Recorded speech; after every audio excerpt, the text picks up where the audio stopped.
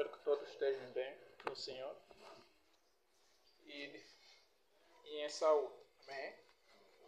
Então, irmãos, nós já temos corrido em 6 domingos, se a memória não me falha, em 6 domingos, fazendo uma exposição na carta aos Gálatas. E, de fato, nós vimos várias situações nessa mesma carta e podemos fazer aplicações práticas no nosso dia a dia, de modo a sairmos aqui instruídos. E tem sido assim que temos vindo a tratar desta carta magnífica, esta carta, por acaso, dirigida a várias igrejas, não muito diferente às igrejas como nossas, né? Mas concretamente como a nossa.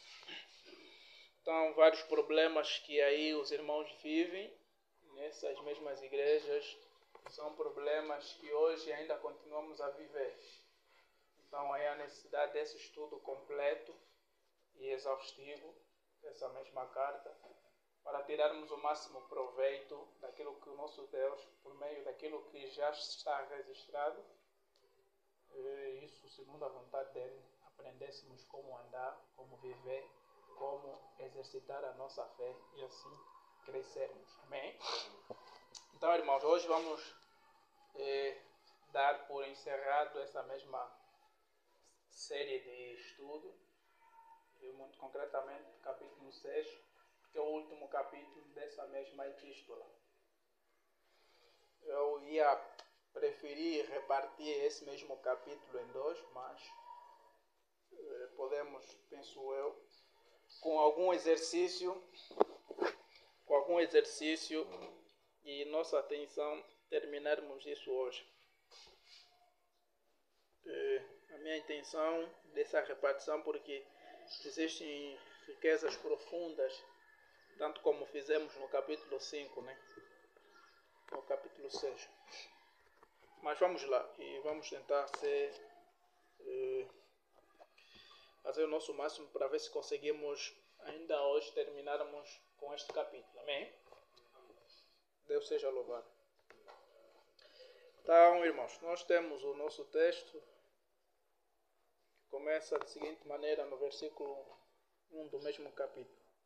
Irmãos, se alguém for surpreendido em alguma falta, vós que sois espirituais, corrigiu com espírito de brandura. E guarda-te para que não sejas também tentado. Levai as cargas uns dos outros, e assim cumprireis a lei de Cristo. Porque se alguém julga ser alguma coisa, não sendo nada, a si mesmo se engana. Mas prove cada um o seu labor, e então terá motivo de gloriar-se unicamente em si e não em outro, porque cada um levará o seu próprio fardo. Amém? Até aqui, irmãos. Nós, no capítulo 6, falamos um pouco sobre o contraste entre o fruto do Espírito e as obras da carne. E aí nós destacamos as obras da carne, aquelas conhecidas, a prostituição, a impureza, lascívia, e entre outras obras que aí nós falamos e dividimos em classes essas mesmas obras da carne, aquelas que partem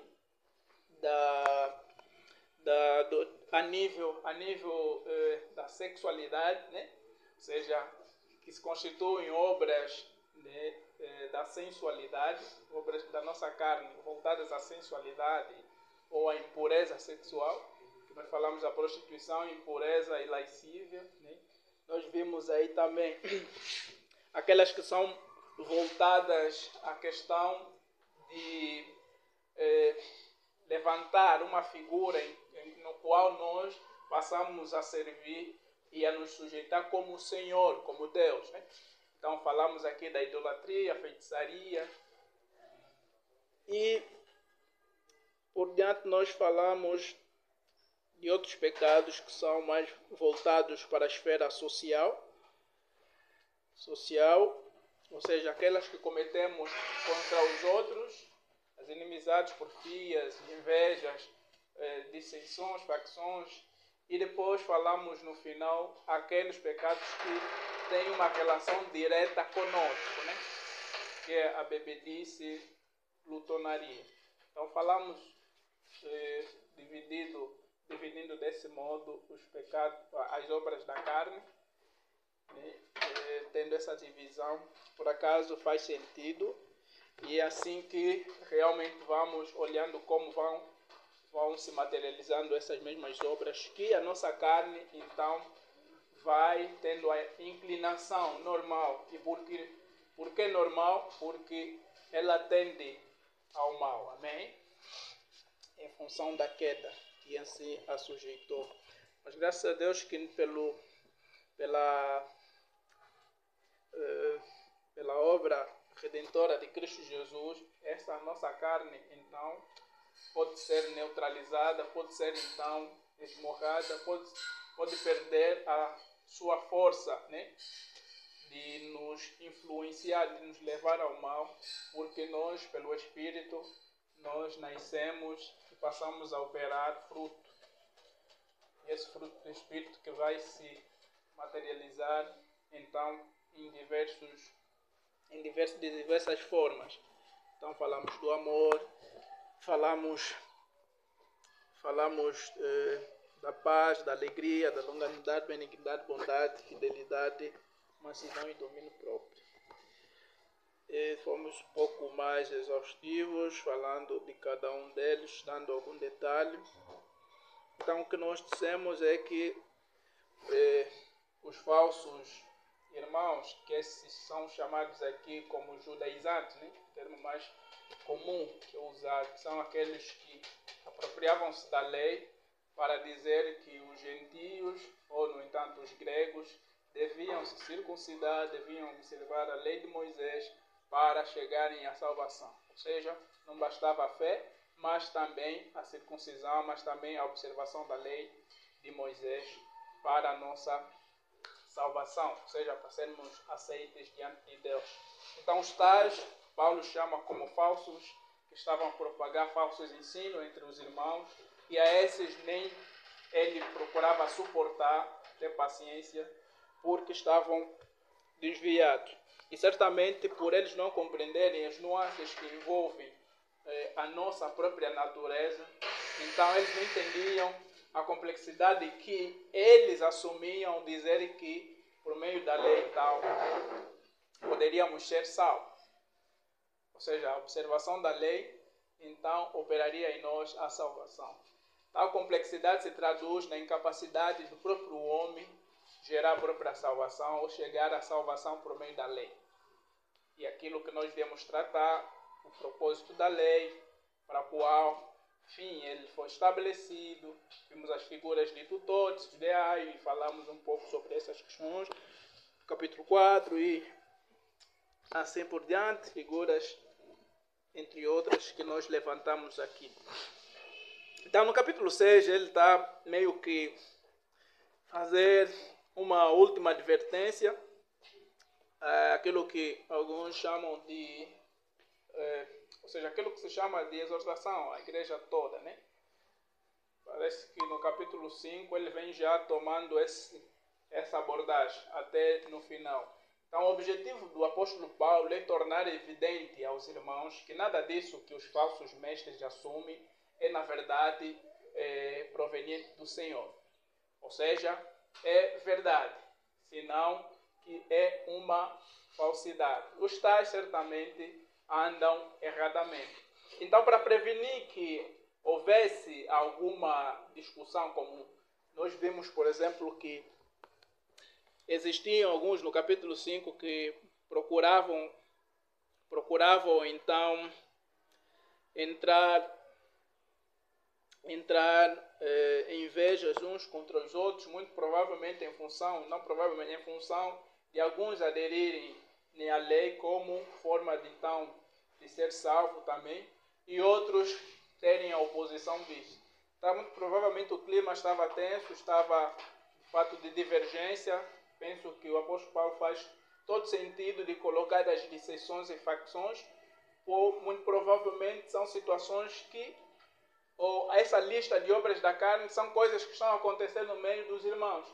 Então, Paulo está a dizer aqui no capítulo 6 que se alguém for surpreendido, okay, em alguma falta, no entanto, aqueles que são espirituais deveriam restaurar, né?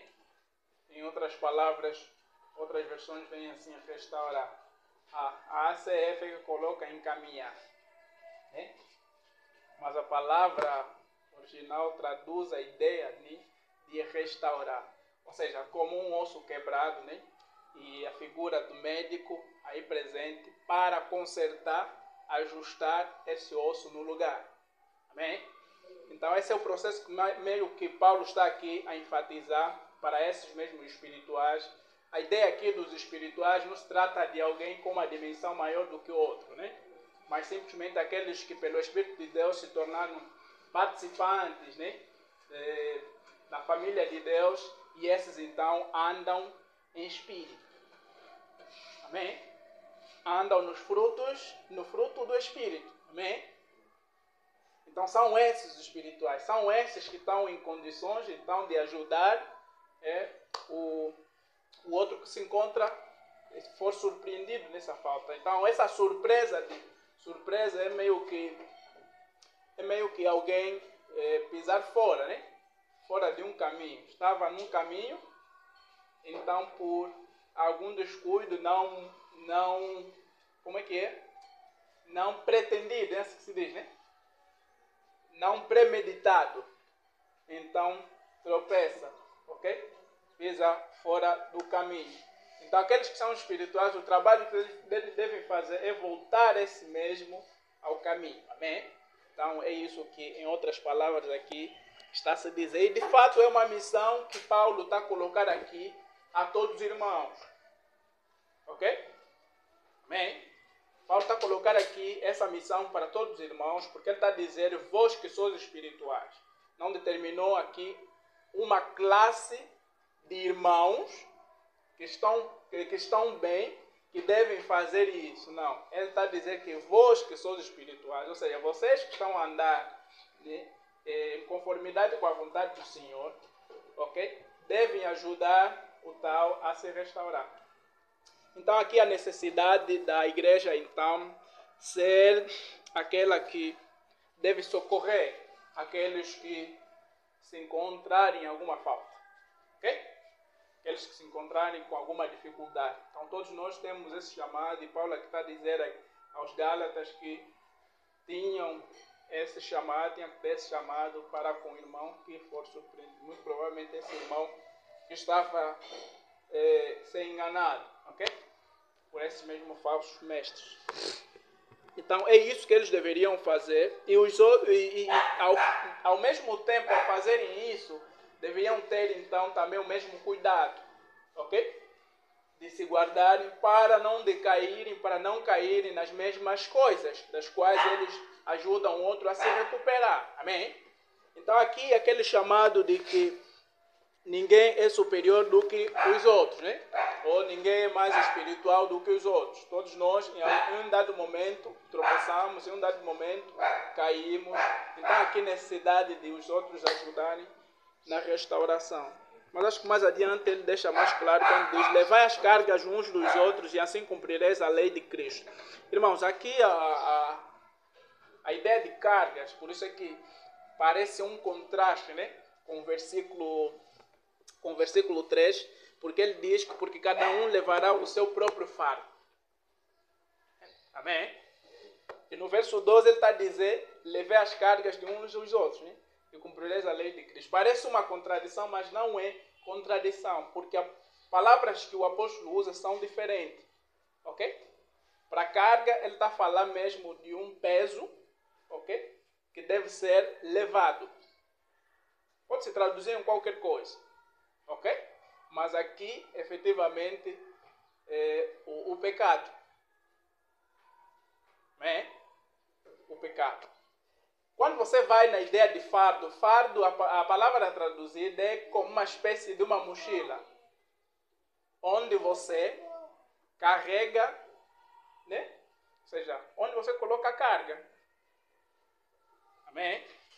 Então, uma coisa é a carga, outra coisa é o meio, ok? De levar a carga. Então, o que ele está dizendo? Cada um tem o seu próprio meio para levar, ok? A sua carga. No verso 3. No verso 12, ele está a dizer que nós temos, como igreja, temos a missão de repartir, ou seja, naquela de nós compartilharmos os pesos dos outros, ajudarmos os outros a recuperarem, amém? Do erro que terão cometido. Isso é cumprindo a lei de Cristo, amém? Verdadeiramente serão meus discípulos os amados uns aos outros. Amém? João disse, acho que em João 13, ele diz que o novo mandamento vos dou, né? Não novo, mas antigo, né? Amai uns aos outros, né? Como Cristo nos amou. Nada mais, nada menos, é isso que a lei de Cristo que ele está aqui a fazer referência. Amém? Então, essa ideia de levar as cargas uns dos outros é no sentido de ajudar os nossos irmãos a recuperarem, ok? Mas, no entanto, a responsabilidade sobre cada ação é individual. Amém? A responsabilidade sobre cada ação que cometemos é individual. Isso é tipo um pai de família, ok? Que então tem um filho que precisa levar todas as vezes o filho à escola. Esse mesmo pai tem a responsabilidade de levar o filho à escola. Mas o irmão fulano ou o vizinho, que tem, por exemplo, o meio, naquele momento em que o pai não tiver alguma condição, pode ajudar, ok? A levar o filho à escola. Mas isso não significa que é responsabilidade do vizinho levar o filho, né, daquele senhor todos os dias à escola. Então é mais ou menos esse contraste, é mais ou menos essa ideia que o apóstolo está a tentar aqui assumir, ok? Cada um tem a responsabilidade, cada um tem que responder por aquilo que realmente faz. Mas, no entanto, sendo como comunidade cristã e chamados por Deus, temos aquela necessidade de poder nos ajudar uns com os outros, né? Para que rapidamente os outros se restaurem. Porque se alguém julga ser alguma coisa, não sendo nada, a si mesmo se engana. Então, aqui a ênfase de que muito provavelmente alguns estavam a ter aquela jactância, ok? No meio dos irmãos, por se considerarem se calhar melhores do que os outros. Então aqui o apóstolo está a reprovar essa mesma atitude. É uma atitude por acaso típico dos fariseus ou dos judeus, porque nós sabemos que eles atam fardos pesados, né? E eles não conseguem suportar nem sequer um fardo aos outros, ok? Ou seja, se nós lermos Mateus 23, né? Se nós lermos Mateus 23, nós vamos perceber praticamente essa mesma ideia. O farisaísmo tinha essa mesma característica. Para eles, fazer prosélitos era motivo de alegria, de jactância, né? De contentamento. Mas não tinham qualquer cuidado, qualquer atenção à pessoa. E a vontade dele era colocarem fardos, né? Pesados, ok? Aos outros, cargas pesadas aos outros. E eles nem sequer conseguiam levar as suas próprias cargas.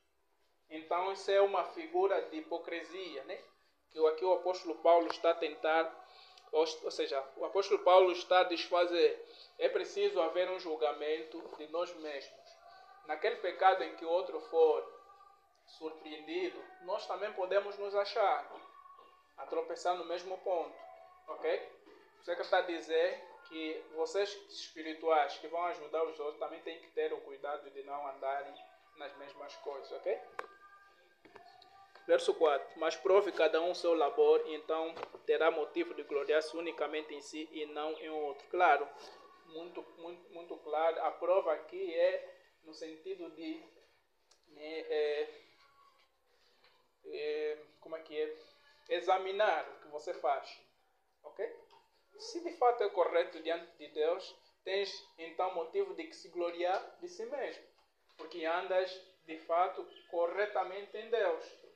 Isso pressupõe não julgando os outros, não achando que os outros são menos espirituais do que você. Ou seja, os falsos mestres, esses judaizantes, estavam meio que difundir esses tipos de ideias, esses tipos de pensamentos entre as igrejas da galáxia.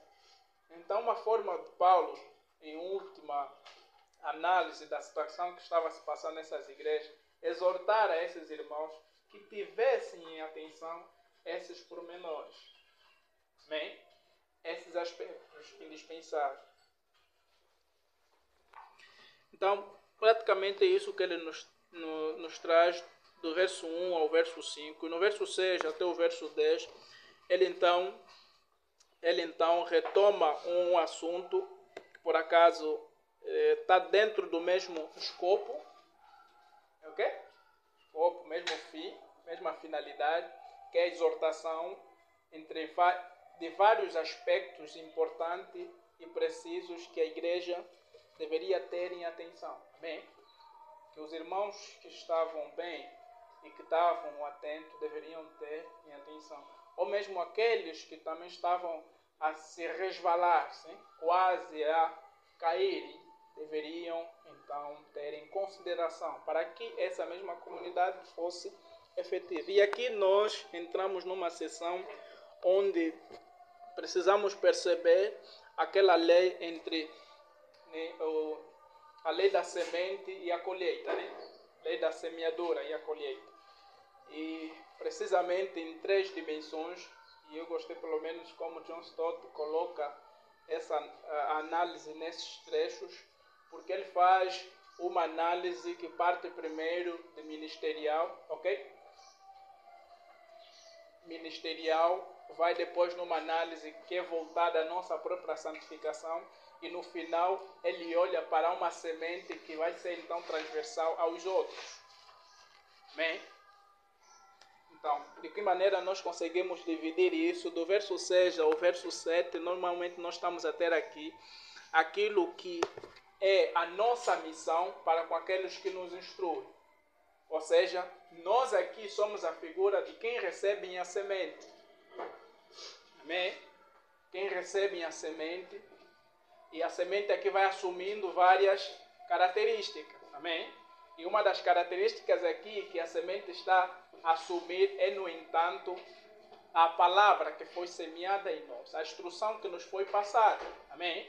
Por aqueles que certamente lideram e trabalham na obra da igreja. Amém? E vamos tentar trabalhar nessa questão. Mas diz assim, mas aquele que está sendo instruído na palavra, faça participante de todas as coisas boas aquele que o instrui. Não vos enganeis, de Deus não se zomba, pois aquilo que o homem semear, isso também ceifará. Amém? Amém. Então, em primeira instância, nós não podemos olhar para esse texto como uma referência única para coisas negativas. Amém? Que nós colhemos. Ou seja, que nós semeamos um pecado e colhemos, né, condenação. Não, a princípio nós não temos que olhar para esse texto apenas aplicando-se a isso. Porque se você olhar para o verso 6, praticamente nós temos a mesma figura. Ok? É precisamente aqueles que estão a semear essa semente em nossas vidas, os ministros, aqueles que trabalham no seio da igreja, colherem, amém? Daquilo, do resultado que eles semearam em nossas vidas. E essa colheita pode se fazer, ok? De várias formas, ou seja, pelo menos de 2 formas. Ok?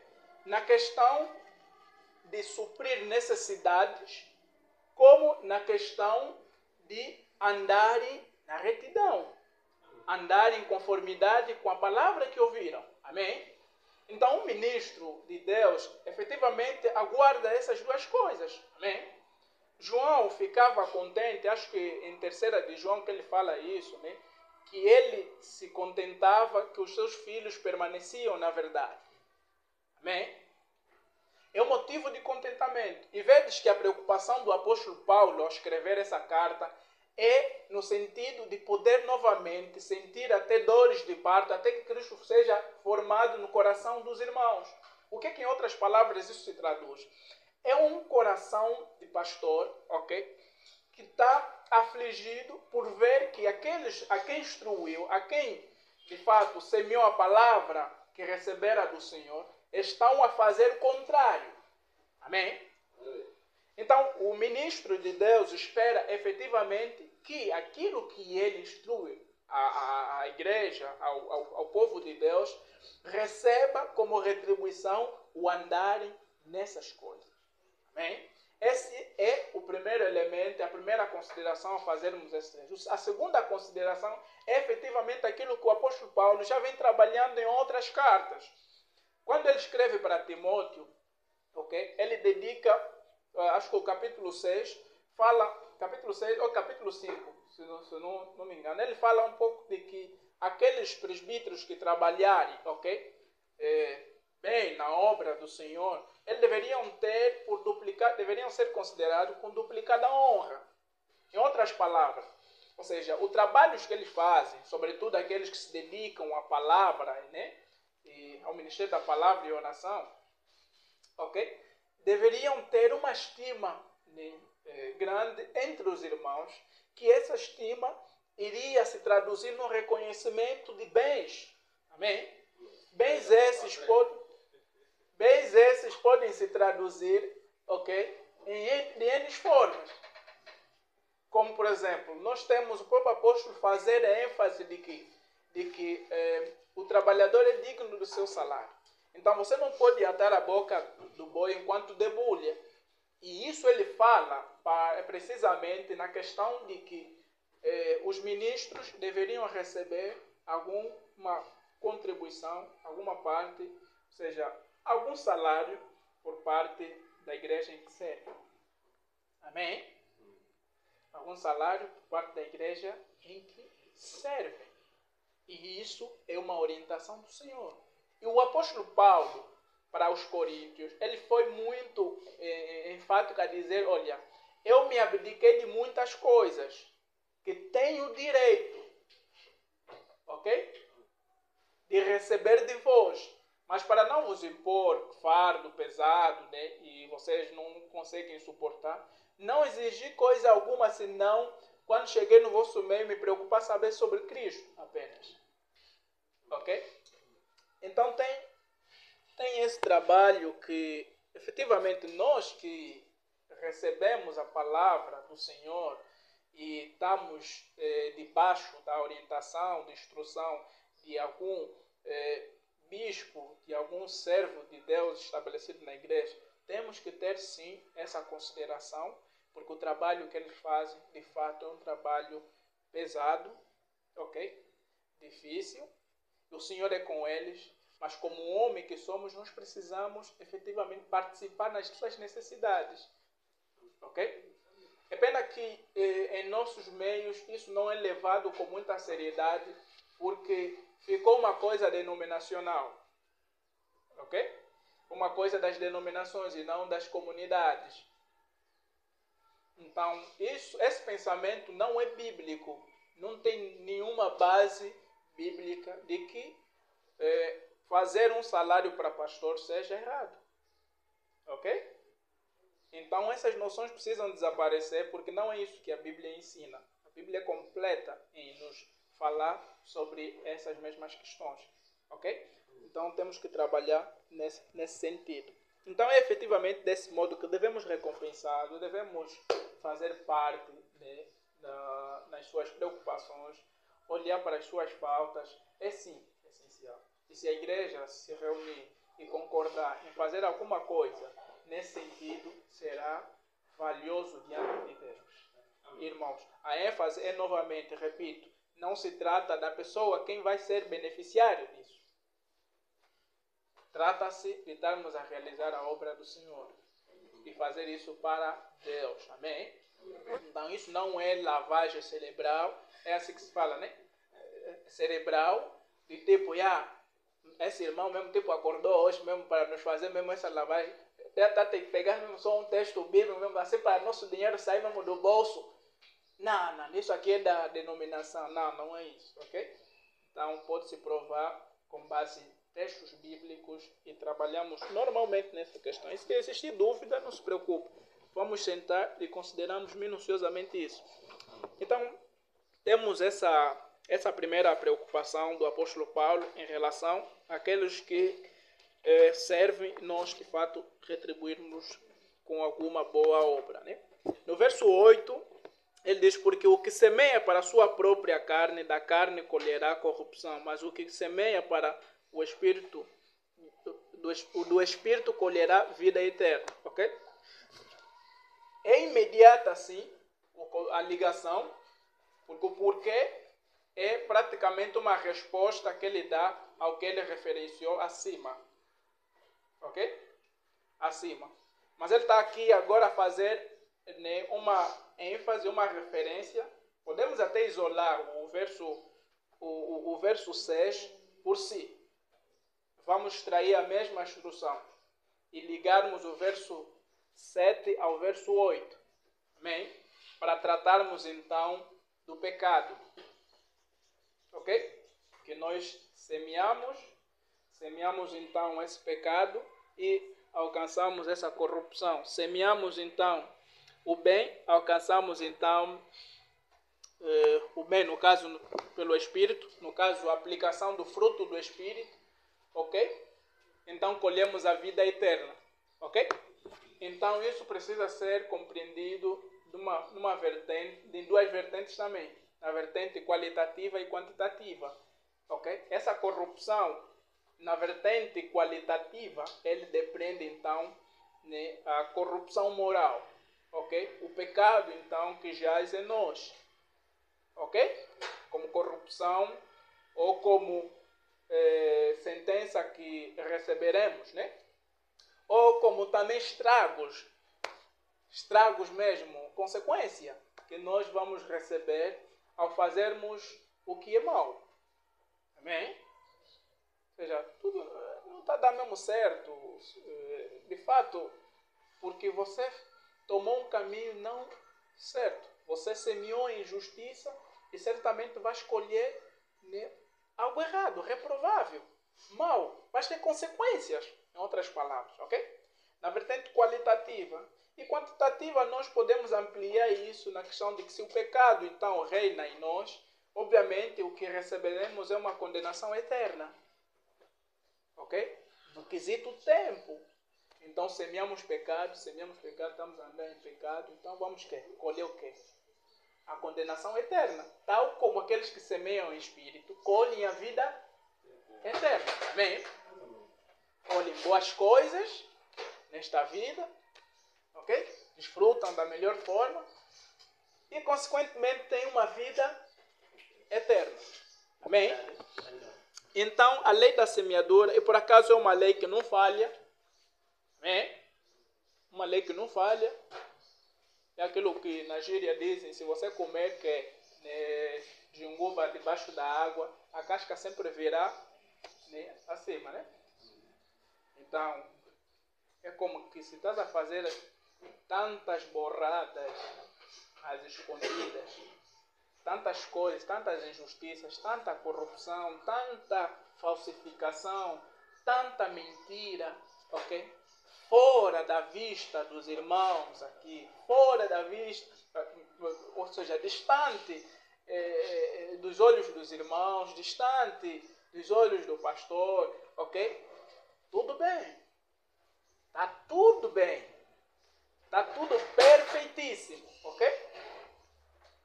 Por quando o Senhor Jesus Cristo está dando o tratamento final de Apocalipse, capítulo 21, ok? Ele está a dizer que aquele que continua a fazer injustiça, aquele que faz a injustiça continua. Aquele que continua a praticar, falei injustiça, né? Aquele que continua a praticar justiça, continua. Aquele que pratica a justiça, continua a praticar justiça. Porque vai chegar a hora em que cada um de nós vai prestar conta por aquilo que ele fez. Amém? Então, irmãos, pode estar sossegado. Irmão Nilton, irmão Lourenço, pastor Ricardo, irmã Cicrana, irmã Fulana, não vai te mexer. Está na boa, ok? Está de boa. Lembre-se, de Deus não se pode zombar. De Deus não se pode zombar. Então, trata-se de quem? De Deus. Não se trata do irmão Newton, do irmão Lourenço, pastor, que é qualquer outro irmão. Trata-se de Deus. Ok? Davi, reconhecendo a excelência, ok, de um dos atributos de Deus, que é a onisciência. Amém? E a onipresença. Davi não viu nenhum outro caminho, senão isso se entregar a ele. Estou aqui. Porque se eu ir na escuridão, está mesmo lá também. Tudo é luz para ti. Se eu ir no abismo, aí não tem como. Você está sempre lá, você cobre todo o universo. O Senhor cobre todo o universo. Então não há algum lugar onde você possa fugir do Senhor. E não há coisa alguma que esteja encoberta diante do Senhor. Antes, Hebreus nos disse que todas as coisas, né, estão nuas e patentes diante daquele que nós haveremos de prestar conta. Amém? Então, é praticamente nesse sentido que temos que entender essa particularidade, e os irmãos precisavam perceber isso. Okay? Os fariseus, os judaizantes que se gabavam de serem alguma coisa, okay? Precisavam entender isso. E, claro, Paulo está deixando uma instrução para as igrejas em que ele edificou. Né? Verso 9. E não nos cansemos de fazer o bem, porque a seu tempo ceifaremos se não desfalecermos. Por isso, enquanto tivermos oportunidade, façamos o bem a todos, mas principalmente aos da família da fé. Amém? Então aqui tem aquela outra semente, então, que estamos a semear na vida dos irmãos. O pastor semeou, né, na sua vida, ok? Você precisa dar fruto. E esse fruto tem que transbordar na vida dos teus irmãos. Amém? Na vida dos teus irmãos. E certamente esse transbordar se traduz em fazer o bem aos nossos irmãos. E os irmãos sabem que a lei de Cristo é consistente nisso. Amar uns aos outros. Amém? Então, se efetivamente essa verdade que em mim foi semeada, né, e que eu preciso então depois colher, ele vai se traduzindo de várias maneiras, ok? Paulo está a dizer que, olha, vocês que começaram a fazer o bem, em função dessas situações que estão se passando no vosso meio, ok? Não seja razão para poderem se cansarem. E de fato, irmãos, ok? Não devemos ignorar, de certa forma, o sentido dessa mesma palavra, o peso dessa palavra. Fazer o bem cansa. Está a ver mesmo aquele teu irmão, todos os dias mesmo vem na tua casa, mesmo, e pronto. Todos os dias sempre mesmo, me dá só sal, me dá só óleo. Ah, irmã Neide, olha, hoje mesmo não temos açúcar em casa, dá só um pouco de açúcar, todos os dias. Irmão fulano, me presta só teu sapato, todos os dias, me presta só teu sapato. Ui, teu sapato é bom, já? Teu sapato é bom. Quer dizer, não basta só te dar, então elogiar mais, abajular bué. Ah, é? Você começa a pensar, mas esse irmão é azar na minha vida. É azar. Todas as vezes, é mesmo esse sapato que viu. Então, o que Paulo está a dizer é que você não deve se cansar. De fato, às vezes, a reação que nós temos é de não querermos mais fazer. Porque a forma como nosso irmão está a se dirigir, que é indevida, vai ser então causa para nós cessarmos de fazer o bem. Então, não deve ser motivo, ok? Antes temos que adaptar soluções para melhor ajudar o irmão. Porque também você não vai ajudar o irmão se você se silenciar diante de alguns erros que ele está mesmo a cometer. Ok? Ah não, se eu lhe falar, só tipo, vai deixar embora porque vive na minha casa. Você vai achar que não, eu não quero lhe dar. Temos que trabalhar. Então, o que devemos fazer como espirituais que somos, aqueles que andam no fruto do Espírito, e se somos pacificadores, né? Aqueles que promovem a paz, que dão com alegria, o que precisamos fazer é o quê? É chamar esse irmão, ok? E tratar com ele com espírito de quê? De brandura. Amém? Com sentimento sincero, verdadeiro, ok? De alguém que realmente quer ajudar. Porque esse acho que é um elemento que esquecemos de destacar e provavelmente vamos destacar de novo. Para quem vai ajudar o outro a restaurar-se. Às vezes falta isso. Nós só queremos consertar as rapidez, de forma rápida e depois rígido. Não somos insensíveis ao pecado do outro, né? A dificuldade que o outro está a ter. Então isso é comportamento de fariseu, amém? Do judaizante. Não é daquele que é guiado e anda em espírito, ok? Então tá mesmo, você está sentindo mesmo que no teu coração mesmo alguma coisa ainda não está bem, está mesmo mexer. Seja transparente, irmão. Todos vocês estão a ouvir mesmo aqui, presentes. Se isso estiver acontecendo no teu coração, se você é essa dor de cabeça para teu irmão, então também passa a refletir mesmo. Ok? Porque tanto do teu lado, você que vai pedir, tanto quem vai dar, ok? Precisa haver responsabilidades mútuas, ok? Precisa haver essa responsabilidade. Não é só olhar o irmão que dá, é que tem problema, não. Ou o irmão que está a vir pedir constantemente que tem problema.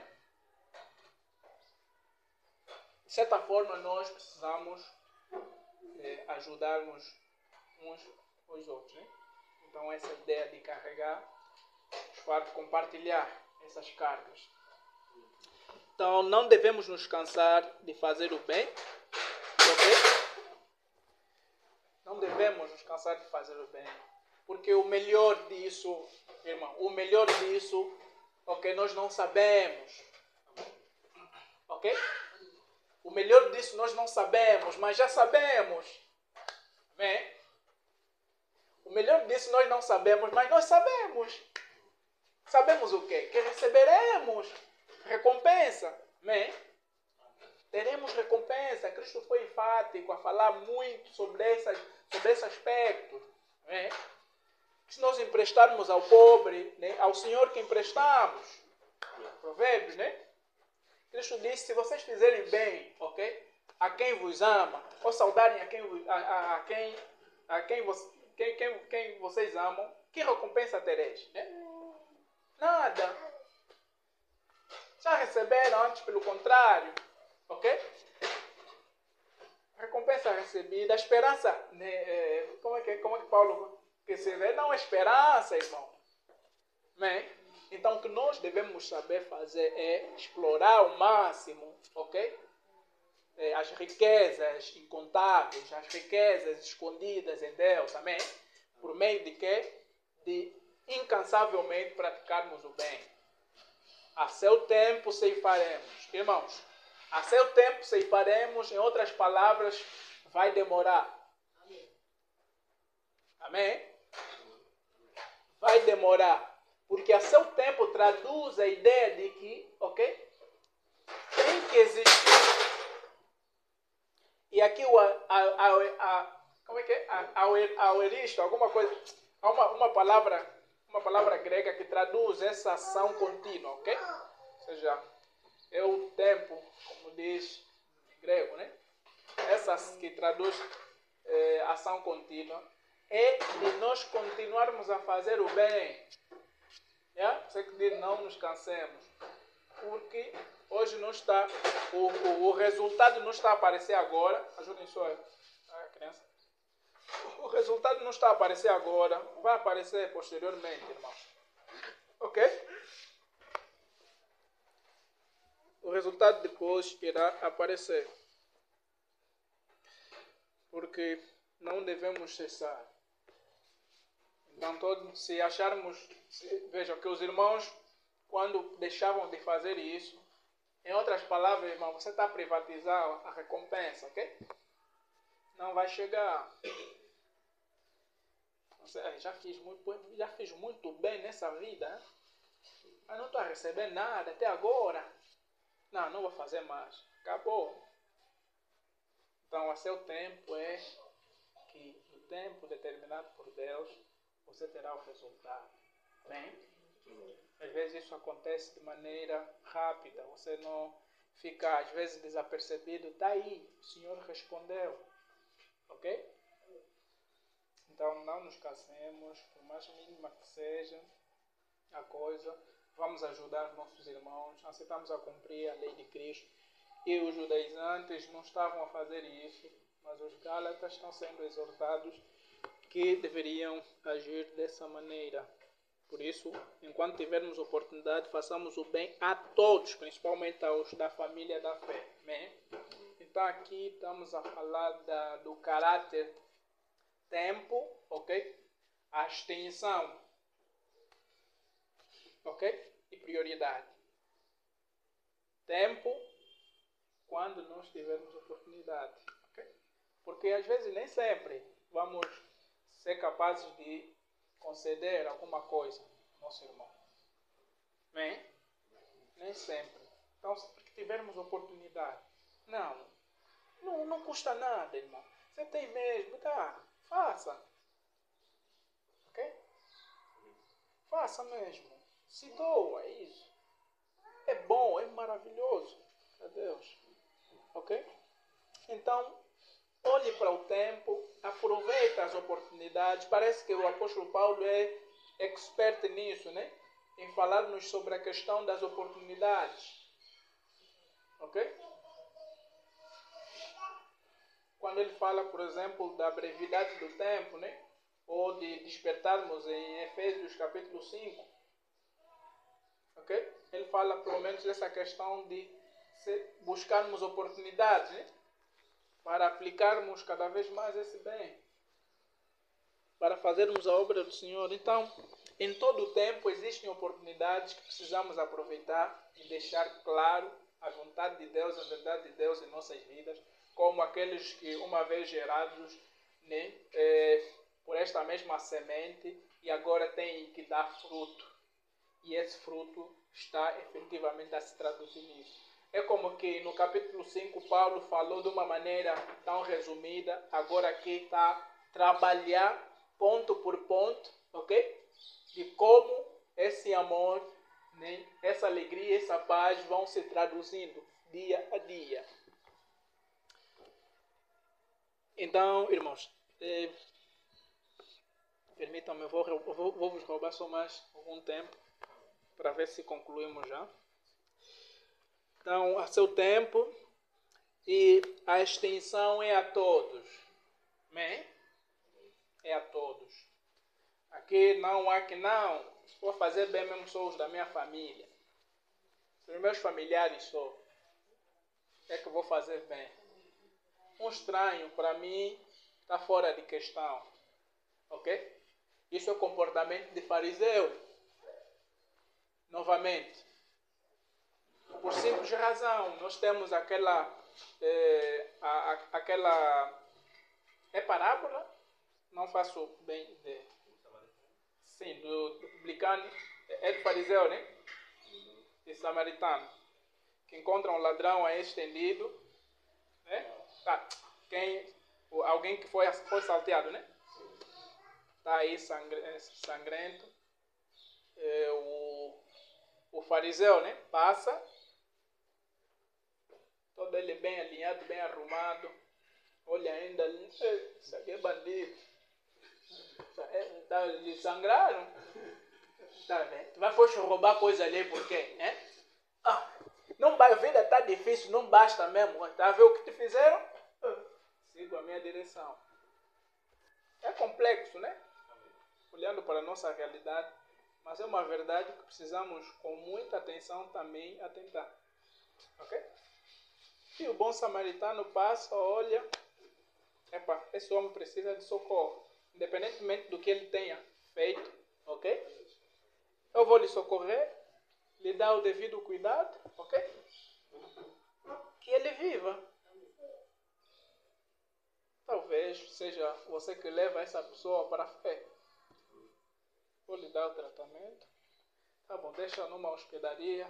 Pelo tempo que ele vai ficar aqui, pago e ele volta a seguir. Cristo Jesus pergunta, quem dentre eles fez bem, né? Foi misericordioso. Agiu com o próximo. Porque o contexto era sobre quem é o teu próximo. Bem, só como é que as coisas se ligam. É maravilhoso. Então, a todos. Ok? Mas há aqui um grau de prioridade. Principalmente ao da família da fé, né? Ou seja, há uma prioridade, né, que devemos considerar para aqueles que são da fé. Ok? Diante de circunstâncias, de situações em que temos que ajudar pessoas, se nos chegam os nossos irmãos da fé, certamente temos que pesar. Ok? Temos que pesar. E aqui não se trata de acepção de pessoas. Não se trata de acepção de pessoas. Aliás, os irmãos sabem que o apóstolo Paulo é bom em fazer esses contrastes. Não é só aqui que temos esse registro, mas em Timóteo ele fala, por exemplo, daquele que não cuida dos seus, principalmente da sua própria casa, né? Está reprovado, né? Na fé, está reprovado. Ok? É uma prova evidente de que este aqui não entendeu nada. É? Ou seja, há uma necessidade de nós cuidar daqueles que são nossos. Ok? Isso é por Deus mandamento. Bem? Deus mandamento. Nós temos que olhar para outra ênfase que ele dá aqui aos que são da fé. Amém? Temos que olhar para isso. Então, o nosso bem precisa ser transversal a todos eles. Amém, irmãos? Então, sempre nessas duas perspectivas, ok? De expormos a verdade a essas pessoas, né? De ajudarmos eles a recuperarem na fé, ok? E na perspectiva de certamente participarmos com algum bem que nós temos, porque João faz sempre isso, né? Se um irmão tem, né, um bem e vê o seu outro irmão a passar fome, mesmo assim decide guardar, né? Isso não é de fé. Isso não é de fé. Verso 11 ao verso 17, então, Paulo está dando meio que as últimas considerações para poder fechar, então, com aquilo que começou. E parece que ele vai aqui voltar novamente ao que vem tratando para dizer aos irmãos que, então, é preciso termos essa atenção mediante tudo o que ele falou. Disse, vede com que letras grandes vos escrevi de meu próprio punho, né? Alguns dizem que essa ênfase que Paulo dá aqui, né, traduz-se no sentido de que o apóstolo Paulo, a princípio, quando começa a carta, ele começa com uma indignação, né? Como nós vimos no capítulo 1. Dá uma entrada de indignação, como ele se coloca, né? Um pai que está a sentir novamente as suas partes e ele olhava para a necessidade de novamente falar com os irmãos com alguma dureza, porque aquilo que ele terá ensinado, os irmãos estavam facilmente, né, rapidamente, né, a mudar. E isso por conta desses falsos irmãos que se intermearam, entraram nesse meio. Então, meio que para mostrar o grau de preocupação, de relevância, ou como quem diz, para vocês verem mesmo bem, ok? Vocês verem mesmo bem que eu estou mesmo chateado, estou indignado com a vossa ação, eu escrevi mesmo com letras grandes, para não escapar mais, porque não vimos que as letras eram pequenas, não conseguimos ler, está aqui, letras grandes mesmo, do meu próprio punho. E alguns dão uma série de explicações aqui, fazendo analogias semelhantes sobre e nós, quando nós queremos dar ênfase a alguma coisa, nós sublinhamos e negritamos. Parece que o contexto de Paulo, para dar ênfase a alguma verdade, alguma coisa, tinha que ser escrito com letras grandes. Então, há uma série de explicação que aqui é dada. Mas o que importa, certamente, é que o apóstolo Paulo está indignado e o resultado da sua indignação é essa carta, que então está a tratar sobre diversas questões que afligem os irmãos, para poder então estabelecer novamente aquilo que ele ensinou e, no entanto, dizer que ele é verdadeiro apóstolo do Senhor. Verso 12. Todos os que querem ostentar-se na carne, esses vos constrange a vos circuncidardes, somente para não serem perseguidos por causa da cruz de Cristo. Amém? Pois nem mesmo aqueles que se deixam circuncidar guardam a lei, antes querem que vos circuncideis para se gloriarem na vossa carne. Novamente, aquilo que nós enfatizamos sobre que aquilo que é comum no farisaísmo, né? É assim que se diz, né? Os fariseus judaizantes. O que novamente Paulo aqui está a dizer é que parece, ou seja, há um sentimento de glória própria, de ostentação, né, que eles carregavam, esses falsos irmãos, quando efetivamente ganhassem alguém, ok? Quando esses seus ensinos adentravam na vida de alguém, essa pessoa se circuncidava. Acho que o William Barclay é quem fala que na época de Paulo, o judaísmo tinha grande impacto sobre o Império Romano. De fato, isso acho que podemos confirmar nos evangelhos, né? Vimos como é que Pilatos, teve aquela interação todos com os fariseus que exigiam a crucificação, né, de Cristo. O que tudo indica é que o judaísmo tinha um respeito muito grande no Império Romano. Tinha um respeito muito grande, tanto é que tudo o que se fazia eles não eram perseguidos, em outras palavras, não eram perseguidos e tinham uma aceitação muito grande diante dos imperadores. O que eles pediam podia ser executado. Ou seja, podia-se dizer que a religião do Império Romano era então judaica, nesse período, né? Porque imperava, sobretudo, na tomada de decisões, de imperadores. Pilatos esteve diante daquela situação em que se sentiu obrigado, mesmo não vendo qualquer prova evidente em Cristo Jesus para que o crucificasse. Mas eles faziam exigência de forma incisiva que devia crucificar, porque a nossa lei diz que este deveria ser morto. Ok? Se Pilatos não obedecesse, seria como um insulto ao imperador. Porque aqueles que são, digamos assim, cooperadores do império, certamente estão a ser desfalcados. Né? É isso que se fala, desfalcados, ou seja, não estão a ser levados a sério. Então parece que, ou seja, o judaísmo tinha esse peso, tanto é que o judeu podia ostentar-se diante de todos, né? Quando algum grego se circuncidasse.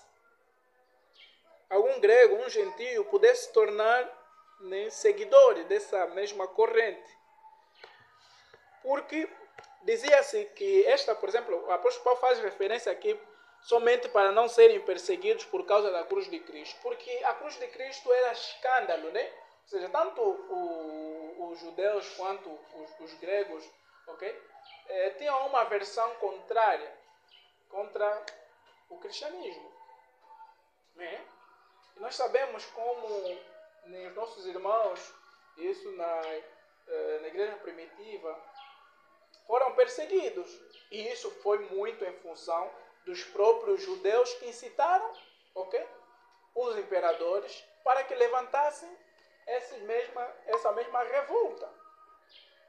Essa mesma revolta. Então, tanto é que os nossos irmãos foram perseguidos, né? Os apóstolos foram perseguidos, o Tiago foi então decapitado, né? Foi decapitado, por consequência disso, sempre esteve na base, né, a mão, ou seja, digamos assim, a mão invisível ou direta do judaísmo, ou concretamente dos fariseus.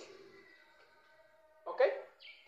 Então, por assim dizer, quem aliasse ao judaísmo estava livre de qualquer perseguição que viesse em função de abraçar a verdade de que Cristo Jesus morreu crucificado para a nossa redenção. Ok? Então, aqueles que estavam se afiliar, ok, a esse grupo de falsos irmãos, em outras palavras, estavam a assumir, ok, a ausência de perseguição sobre suas vidas. Então, a intenção desses, efetivamente, é que a sua ostentação teria até aí, né? Para que não fossem perseguidos. Pois nem mesmo aqueles que se deixam circuncidar antes querem vos circuncidar para que se gloriem na vossa cara. Então é aquela jactância. Não? Fazem prosélitos, mas de nada vale. Eles se tornam cada vez mais, ou seja, mais habilitados para o inferno. Como Cristo Jesus disse. Ok? É a mesma coisa que está acontecendo. O nosso Senhor Jesus Cristo trabalhou, lutou, procurou, ok, erradicar essa noção, mas isso ainda continua a se arrastar até na época de Paulo. Praticamente mesmo que, né? Nesse mesmo período. Você vê que quase a ação é a mesma que eles estão a promover. Ok? Fazerem prosélitos, tudo para terem aprovação, para terem glória, ou para se gloriarem na sua própria carne. E não tinha nada a ver com Deus. Verso 14. Mas longe esteja de mim gloriar-me, senão na cruz de nosso Senhor Jesus Cristo, pelo qual o mundo está crucificado para mim e eu para o mundo. Pois nem a circuncisão é coisa alguma, nem a incircuncisão, mas o ser nova criatura. Amém? Então, o que mais vale não é se é a circuncisão, nem para a incircuncisão, né? Então, o que Paulo está a procurar aqui promover é, em última instância, nós sermos transformados realmente pela verdade que conhecemos por meio de Cristo Jesus. Ok? Porque, como ele disse, verso 16, e todos quantos andarem de conformidade com esta regra, paz e misericórdia sejam sobre eles e sobre o Israel de Deus. Ok? Amém? Então, o simples fato de nós nos tornarmos nova criatura, isso é que vale, isso é que conta, ok? E nisso, Paulo está a deixar bem claro que teremos paz e misericórdia que cairão sobre nós, ok? Porque agora somos povo de Deus, né? Povo pertencente a Deus. E aqui é uma discussão, esse Israel de Deus, ok? Vocês sabem que os aliancistas, dispensacionalistas, né, tem essa nuance, se a igreja é, né, mesma coisa que Israel, ou se Israel é diferente da igreja, né? Então há esse clima tenso, mas aqui o contexto imediato que Paulo, mas em outras palavras, dá a dizer povo de Deus, como Israel assim é. E claro, na própria carta nós tivemos referências em que ele dizia que aqueles que realmente creram conforme Abraão creu, ok? E que por meio dele viria a sua descendência, né? Por meio do qual nós seríamos salvos, são feitos filhos de quê? De Abraão, né? Filhos da fé de Abraão. E decorre que de Abraão, Israel sai. Logo, ok? Aí, a extensão, irmão. Aí. Então, o que Paulo está tentando dizer é isso, ok? Nós somos agora povo de Deus, ok? Povo de Deus, aceitados diante de Deus. E todas as bênçãos que Ele prometeu a nosso respeito pode então decair sobre nós. Quanto ao mais, ninguém me moleste, porque eu trago no corpo as marcas de Jesus. Então, para encerrar e dizer aos aos falsos mestres que estavam a perseguir: epá, se vocês querem mais prova, mais do que já vos falei em 6 capítulos, tá bom, eu encerro no 6º capítulo com esta declaração única. E se querem confrontar isso, podem vir sentar comigo que eu vou vos dizer. Fariseu de fariseu, né? Circuncidado no 8º dia, ok? Foi instruído aos pés de Gamaliel, ok? Excedi no meu tempo em muito no judaísmo, ok? Ou seja, sofri perseguição por conta de quê? De Cristo Jesus, naufrágios, 95 açoites que passaram no meu corpo, quase desesperei da vida, estava quase morto, né? Foi em Listra que ele foi apedrejado quase à morte. Então, em outras palavras, o termo que ele está usando, tanto para o grego quanto para o judeu, está mais que claro quando fala de marca. Marca é um selo que na época os escravos teriam de ter, ok?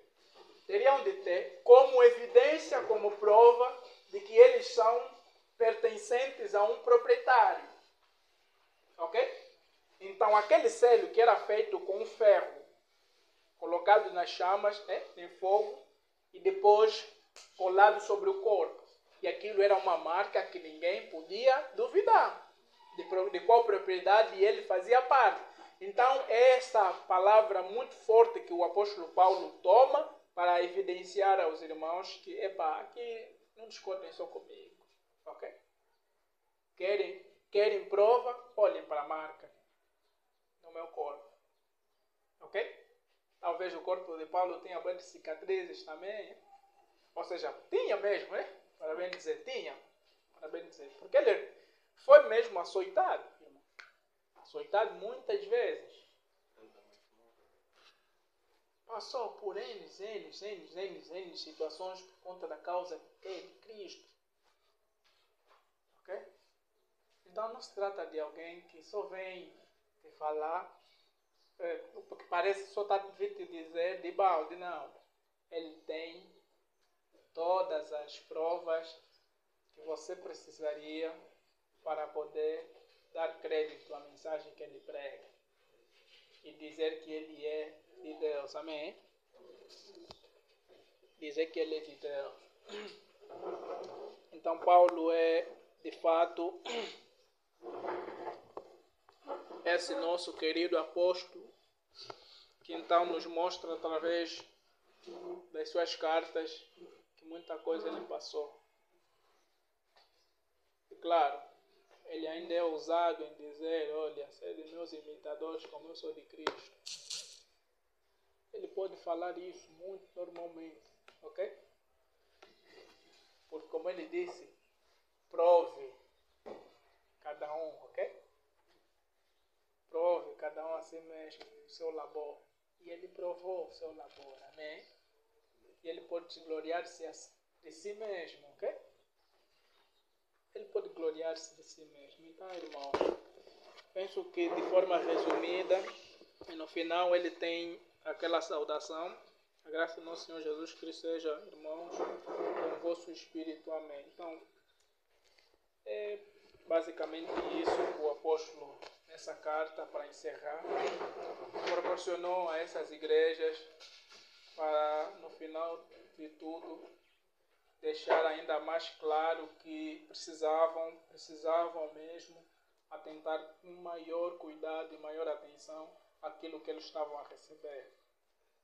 Que não fossem ignorantes, ok? Como eles estavam a ser, como ele diz no capítulo 3, não entendidos, ou insensatos Gálatas.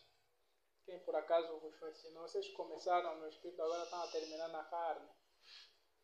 Então, irmãos, tem que ficar claro para nós que a igreja é uma comunidade que precisa crescer de forma unânime.